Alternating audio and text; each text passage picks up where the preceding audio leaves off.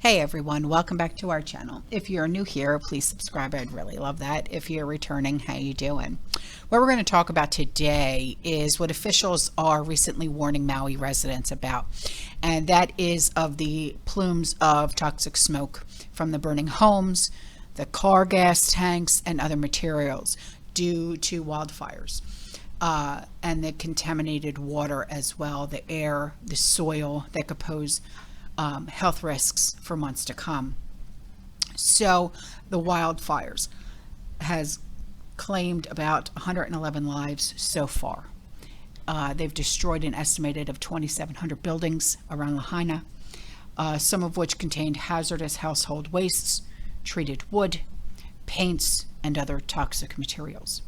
The DOH has warned that ash and dust from burned homes, businesses, could contain deadly toxic chemicals like arsenic, asbestos, and lead.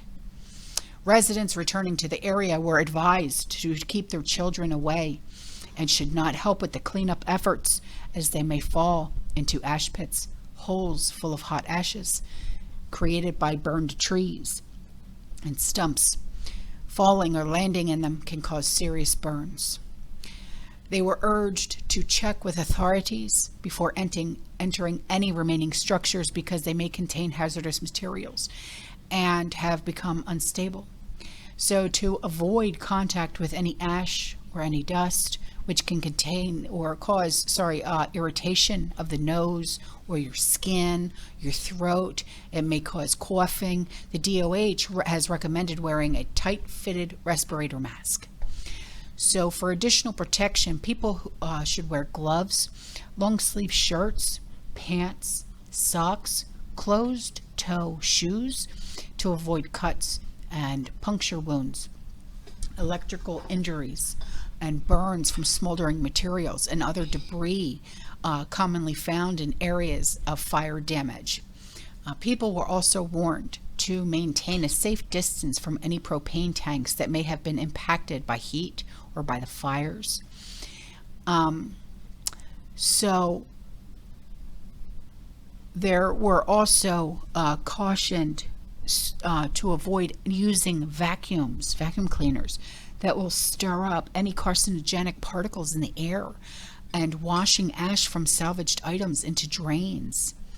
To protect others, the DOH has recommended changing clothes, showering before being in contact with sensitive groups like kids, pregnant women, people with asthma or COPD, and the elderly. It is also a hazardous area, and that's why experts are there. They said, we're not doing anybody any favors by letting them back in there quickly just so they can get sick. State officials said that the cleanup of the toxic materials resulting from the fire will likely take weeks, if not months. And specialist disaster relief teams from the EPA have begun removing obvious dangerous items like propane tanks, and the cleanup of toxic ash and debris could last for months because these areas should be approached very carefully and very cautiously for the toxic contaminants they may contain. There is a very high chance that many of Lahaina's older buildings had asbestos or lead paint, since the town was well built well before the 1970s. And these materials are likely still present in debris and could come into contact with your skin or accidentally be inhaled. So arsenic, which was used in the 20th century as a herbicide on sugar and pineapple plantations, is another concern, and people don't really want to be exposed to any of this stuff. And water advisory for Upper Kula, and that's Kula, and Lahaina remained as of Friday, August 18th. And officials warn that it is currently unsafe to consume tap water for drinking or cooking in areas affected by the wildfires, even if the water has been boiled. A loss of water pressure when buildings were destroyed may have caused contaminants and volatile organic chemicals to enter the water supply. In the long term, the water will be usable, but in the short term, They just need more information right now before you can use that water, okay? The state DOH Safe Drinking Water Branch is planning to conduct drinking water testing throughout West Maui.